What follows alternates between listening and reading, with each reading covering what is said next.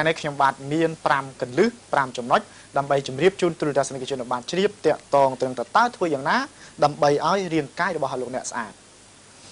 ទី1នោះគឺការលោតអន្ទាក់ដែលការលោតអន្ទាក់នេះគឺជាកីឡាមួយយ៉ាងដែលមានភាពងាយស្រួលក្នុងការអនុវត្តនិងទទួលបានលទ្ធផលល្អថែមទៀតផងទី2គឺអាវ៉ង់ហាត់ប្រាណប្រភេទនេះគឺបានជួយទៅដល់រាងកាយជាច្រើនដែលអ្នកនឹកស្មានមិនដល់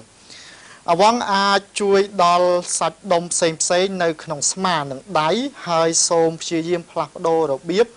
នៃការធ្វើអាវ៉ង់របស់អ្នកដើម្បីកុំឲ្យលោកអ្នកធុញទ្រាន់ជាមួយនឹងការហាត់ប្រាណប្រភេទនេះទី3គឺការហែលទឹកគឺជាការហាត់ប្រាណមួយប្រភេទដែលមានប្រសិទ្ធភាពណាស់ដែលអាចជួយពង្រឹងផ្នែកខាងក្នុងរាងកាយរបស់លោកអ្នកនិងធ្វើការទៅលើសាច់ដុំផ្សេងបានយ៉ាងល្អប្រសើរទី4គឺរត់ការរត់គឺជាការហាត់ប្រាណដោយរត់គឺមានអត្ថប្រយោជន៍ជាច្រើន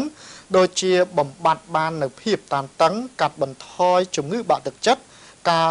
ដុតកាឡូរីនិងការរក្សាសុខភាព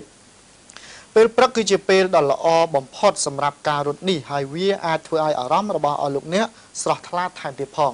ទី5គឺការជិះកង់គឺជាការធ្វើលំហាត់ប្រាណដ៏អស្ចារ្យមួយក៏ព្រោះតែវា